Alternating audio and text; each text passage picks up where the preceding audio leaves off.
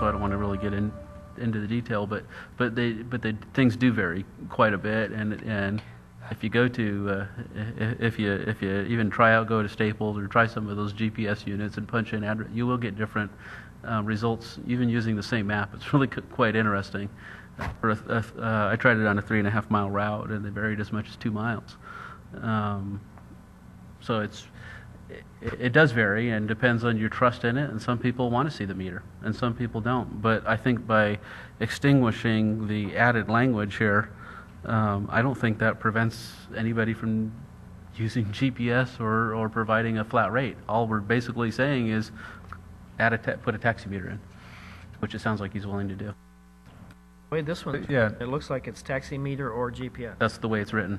And so in this way, you could use a GPS and you wouldn't have to put a taximeter. The way I'm suggesting is just delete the language. You require the taximeter, but you could still put a GPS and do a flat rate. It doesn't stop you from doing any of that. And the only modification that way that you're making is really to the phone system, which is saying, yeah, you can go ahead and use that. It just can't be you can't use an earpiece, basically. What you said, though, is get rid of the number 4, the language, the added in part. The added language. And he has to have a taximeter. Then he has to have a taximeter. And so what we're doing is, instead of saying you can have a taximeter or a GPS, all we're saying is you have to have a taximeter, and we remain silent on the GPS. If you want to use GPS, you can do that. You don't have to. We don't have to. What we're doing is we're not regulating that piece. It allows you to use it if you so choose to do that. There's nothing that prevents it currently. I still support the ability to have the option in here, not the requirement of having a meter.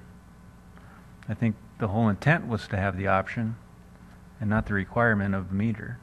See, I look at it, when you cross off that language, it says you have to have a taximeter in accurate operating condition. So it doesn't say have a GPS and use it. You got to have a taximeter. It doesn't say you can't either. But it means you got to have a taximeter. Yeah. So that's effective. You got to have a taximeter. There is no GPS. Cross it off. If you cross it up, but it doesn't. There's nothing. If you read through this whole ordinance, there's nothing in there that prevents you from using GPS. There is no regulation here that prevents that. That's currently allowed under our existing ordinance. That is not. That's not regulated. So what we're doing is we're getting rid of the taximeter and just replacing it with technology that I don't think myself is all that accurate. But I think some people are probably more comfortable with a taximeter than GPS. The ones that are fine with GPS. I'm just saying all we're doing is providing people the option of using either one. What I'm saying is if you cross out off of number 4, the only option is the taximeter. He can have that GPS in there, but it says you have to have a taximeter that's in operating condition and you can read it from the passenger seat at all times. That's the one you're using. You might have both of them in there, but you're using that taximeter. You don't have an If you just go online and Google the taximeter, I mean, there's solar-powered taximeters. I mean, I'm sure the GPS is included in some of them. I mean, you're talking about technology, and this isn't a technology issue. Yeah, I don't. It really isn't. I guess I don't read it that way. I just says that you have to have a taximeter in accurate operating condition. It doesn't say that you have to use it. It doesn't say that. Obviously, if you're using it, you're going to do that. So it has to be something that could be read if you are using it. If you change the language in Section 4, that would also necessitate changing the language in Section 2, 908-160H, because we have added reference there to the GPS system. Right, and my suggestion was to delete both. Oh, the added language. realize that. I'd prefer to see it in there, because that's what we're talking about, allowing both. Right. I'd still like to see the option, not the requirement to have a taximeter. There's an option. You can have a taximeter or you can have a GPS or you can have both. There isn't a requirement to have the taximeter. Okay, well, that was just my comments, and I'll just... Okay. Let's Anybody vote. else? Discussion before we vote. Now, we had a motion, right? Correct. Your motion, And the motion was to, as it's printed, to have choices. have choices.